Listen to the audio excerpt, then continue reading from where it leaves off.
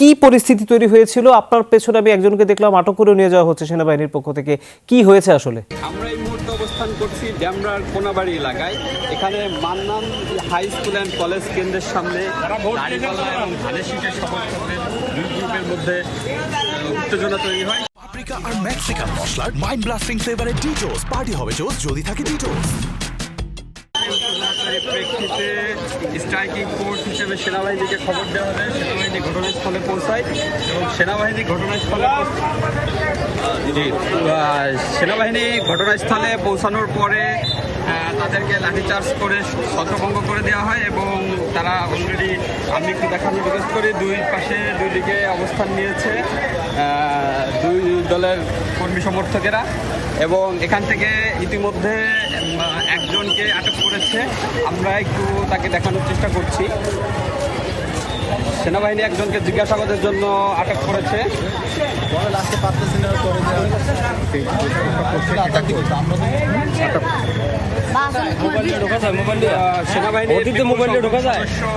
Police সদস্য, নৌবাহিনীর সদস্যরা উপস্থিত হয়েছেন যাতে নির্বিঘ্নে ভোটাররা ভোট দিতে পারেন, ভোটে যাতে এই সাময়িক প্রভাব, সাময়িক বিঘ্ন কাটিয়ে যাতে পরবর্তীতে ভোট সুষ্ঠুভাবে হতে পারে সেজন্য তারা চেষ্টা করছেন এবং তারা মাইকিং করে যাদের ভোট হয়ে গেছেন, ভোট দেওয়া হয়ে গেছেন তাদেরকে সরে যাওয়ার জন্য অনুরোধ করছে।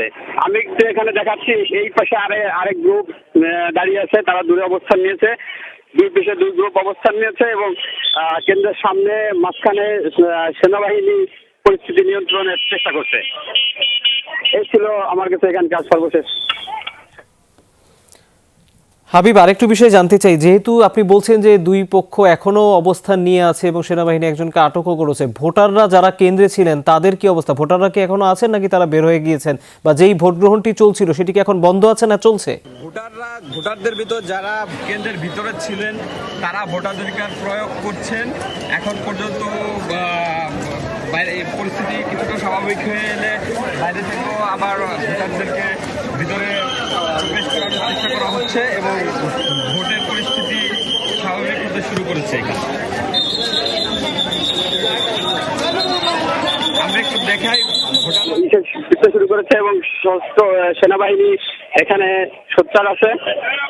তারা পরিস্থিতি নিয়ন্ত্রণের অলরেডি এবং তারা সবাইকে অনুরোধ করছে শান্তিপূর্ণ পরিস্থিতি, শান্তিপূর্ণ পরিবেশ বজায় রাখার জন্য ভোটের, এবং এজন্য দুই দলের কর্মী সমর্থকরা যাতে আবারও তারা সংঘর্ষে লিপ্ত না হতে পারে বা আবারও যাতে তারা বিরোধে না জড়াতে পারে সেই চেষ্টা তারা করছেন। এবং আমরা আরেকটি যেটি অভিযোগ পেয়েছি, এখানে কিছু নারী ভোটারদেরকে ভোটদানে বাধা দিয়েছেন এমন অভিযোগ করেছে যিনি দাঁড়িপাল্লা, যিনি তিনি এরকম অভিযোগ করেছেন এবং ধানের শীষের কাছ থেকেও আমরা অভিযোগ পেয়েছি, পাল্টাপাল্টি অভিযোগ বলতে পারেন।